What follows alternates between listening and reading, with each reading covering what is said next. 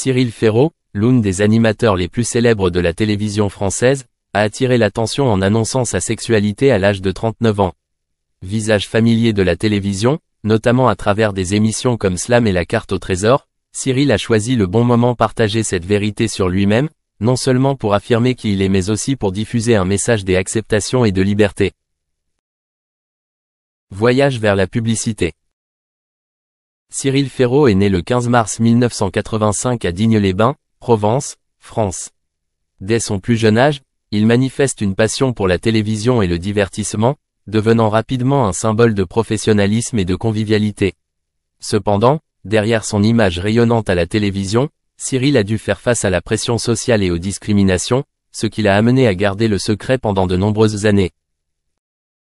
Révéler sa sexualité n'a pas été une décision facile pour Cyril, car il était bien conscient de son influence dans l'industrie du divertissement, où les opinions conservatrices existent encore.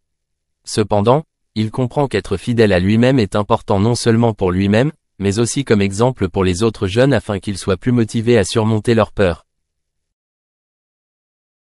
Raison et moment de la divulgation. À 39 ans, Cyril se sent prêt à affronter l'opinion publique. Dans une interview touchante, il a partagé que cacher sa sexualité pendant longtemps lui donnait l'impression de vivre deux vies. Il a choisi de sortir à ce moment-là non seulement pour se libérer mais aussi pour faire passer le message que personne n'a besoin de cacher sa vraie nature. Il a également souligné que le coming out est une étape nécessaire pour briser les stéréotypes et aider la société à mieux comprendre la communauté LGBTQ+. Cyril veut utiliser sa voix pour plaider en faveur de l'égalité et de la liberté d'Aimer, qu'il estime que tout le monde mérite. Réaction du public et de la famille. Lorsque Cyril a annoncé sa sexualité, il a reçu un grand soutien de la part de ses collègues, de sa famille et du public. Dans un discours touchant, Cyril a exprimé sa gratitude à sa mère, qu'il a toujours soutenue sans réserve. Il a dit qu'elle était la première personne à qui il se confiait au sujet de sa sexualité et qu'elle l'encourageait à vivre comme lui-même. La communauté des fans a également chaleureusement félicité et soutenu Cyril. Sur les réseaux sociaux, des milliers de personnes ont exprimé leur appréciation pour son courage et l'ont salué comme un modèle positif. Signification de la publicité. Cyril Ferraud a non seulement rendu publique sa sexualité, mais a également ouvert un dialogue sur l'acceptation et la tolérance. Il a souligné que la liberté personnelle et le droit de vivre fidèlement à soi-même sont des choses fondamentales que chacun doit respecter. L'histoire de Cyril nous rappelle également l'importance de créer des environnements sûrs et favorables pour que les gens puissent être fidèles à eux-mêmes. À travers cet événement, Cyril souhaite contribuer à promouvoir un changement de conscience sociale, en aidant la communauté LGBTQ+ à se sentir plus en confiance lorsqu'elle s'exprime. L'avenir à venir. Après être devenu public, Cyril a poursuivi sa brillante carrière. Il a partagé que vivre honnêtement l'a aidé à se sentir plus léger et plus heureux que jamais. Cyril a également exprimé son désir de participer davantage à des activités sociales pour soutenir la communauté LGBTQ+ et promouvoir l'égalité.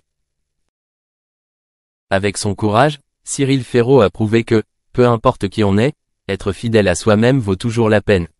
Son histoire est non seulement une source d'inspiration pour la communauté LGBTQ+, mais aussi une précieuse leçon de courage et d'acceptation pour tous. Cyril Ferraud, l'un des présentateurs télé les plus appréciés des Français, a récemment dévoilé un projet prometteur qu'il pourrait bientôt partager avec Théo Curin, nageur hors pair et militant social inspirant. Il ne s'agit pas seulement d'une simple collaboration mais aussi d'une connexion entre deux talents dans deux domaines différents, promettant de donner naissance à une œuvre particulière et pleine de sens. Cyril est célèbre pour sa polyvalence dans l'animation de programmes de divertissement, des jeux télévisés ludiques comme Slam aux projets culturels et exploratoires comme La Carte au Trésor. Il est toujours à la recherche de nouvelles idées très humaines à transmettre au public. Pendant ce temps, Théo Curin, bien qu'encore jeune, a surmonté de nombreux défis dans sa vie lorsqu'il a perdu très jeune ses membres à cause d'une méningite. Avec une détermination extraordinaire, Théo est non seulement devenu un célèbre nageur paralympique, mais il a également inspiré les gens à travers ses histoires marquantes. Dans une récente interview, Cyril ne cachait pas son enthousiasme à l'idée de collaborer avec Théo. Il a partagé que ce projet ne sera pas seulement un programme de divertissement régulier mais aussi une opportunité pour le public de découvrir les valeurs humaines et les leçons de la volonté de vivre. Théo et moi avons discuté de nombreuses idées et Jai vraiment cru que nous pouvions créer quelque chose de spécial, raconte Cyril. Ce projet sera une combinaison de passion, de courage et de créativité. Bien que Cyril n'ait pas révélé de détails précis sur le projet, beaucoup pensent qu'il pourrait s'agir d'une exploration des épreuves vécues par Théo ou d'un voyage inspirant. Les projets similaires que Cyril a réalisés dans le passé combinent souvent des éléments de divertissement et d'éducation, le public attend donc avec impatience cette collaboration. Théo s'est également montré enthousiasmé par cette idée. Sur les réseaux sociaux, il a posté une photo avec Cyril accompagné de la ligne de statut « Préparez-vous, on vous prépare quelque chose de génial ». Cela a suscité encore plus de curiosité et d'anticipation de la part des fans. Ce projet est non seulement l'occasion pour Cyril et Théo de démontrer leur talent, mais aussi une manière pour eux de transmettre un message positif à la communauté. Pour Théo, participer à une émission de télévision l'aide non seulement à toucher plus de monde mais c'est aussi l'occasion de diffuser l'esprit de dépassement des difficultés et de détermination. Quant à Cyril, c'est une façon pour lui de livrer un programme avec de la profondeur, touchant les émotions et les valeurs de la vie du public. La collaboration entre les deux est considérée comme une combinaison idéale, Cyril fournissant des conseils avisés et la capacité de se connecter émotionnellement, tandis que Théo est un symbole d'énergie et d'inspiration. Si ce projet se réalise, il laissera certainement une marque non seulement dans l'industrie télévisuelle mais aussi dans le cœur du public. Avec le soutien des grandes chaînes de télévision et l'attention du public, Cyril et Théo ont l'opportunité de franchir une étape importante dans leur carrière. Ce projet, même si peu de détails ont été révélés, reflètera certainement les valeurs humaines et constituera un pont pour inspirer des millions de personnes. Partout, le public attend avec impatience les détails du projet et si tout se passe bien, ce sera une nouvelle avancée, non seulement pour Cyril Ferraud et Théo Curin mais aussi pour l'industrie télévisuelle française. Après 16 ans passés au Slam, le célèbre jeu télévisé de la télévision française, Cyril Ferraud a décidé de passer le relais à Théo Curin, un changement majeur dans sa carrière. En tant qu'animateur de longue date, Ferraud a contribué de manière significative au succès de Slam, faisant de lui un visage familier et apprécié des téléspectateurs. Cependant, après de nombreuses années de travail, Cyril a estimé que le moment était venu de transférer la direction à la prochaine génération, ouvrant ainsi de nouvelles opportunités à Théo Curin, un visage prometteur et brillant. Théo Curin, qui était un nageur vainqueur de nombreuses compétitions, notamment celles qui pouvaient inspirer un public fort à travers l'histoire de sa vie, a été choisi pour succéder à Ferraud. Changer d'animateur n'a pas été une décision facile, mais Cyril Ferraud a vu dans cette transition une étape naturelle pour rafraîchir le programme, tout en créant des opportunités d'évolution pour Théo. Cela reflète également la maturité et la volonté de changement de Cyril, prêt mentalement à se séparer d'un programme qu'il suivait depuis longtemps. Mais la particularité ici est que ce transfert du pouvoir exécutif ne signifie pas concurrence ou confrontation entre les deux hôtes. Au contraire, d'anciens rivaux sur scène, Cyril et Théo sont désormais devenus des amis proches. L'attitude de Cyril envers Théo a toujours été pleine de respect et d'affection, tandis que Théo Curin a également constamment exprimé sa gratitude et son admiration envers son prédécesseur. Non seulement ils partagent des moments heureux à la télévision, mais ils se soutiennent également toujours dans leur vie personnelle et professionnelle. Cette relation semble avoir transcendé les frontières habituelles entre collègues de l'industrie télévisuelle.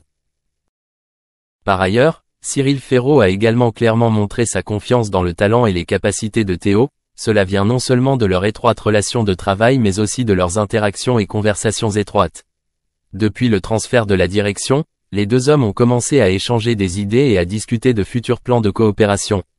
Peut-être que dans un avenir proche, le public sera témoin de la combinaison particulière entre ces deux animateurs, lorsqu'ils travailleront ensemble sur de nouveaux projets, apportant une nouvelle créativité à la télévision française.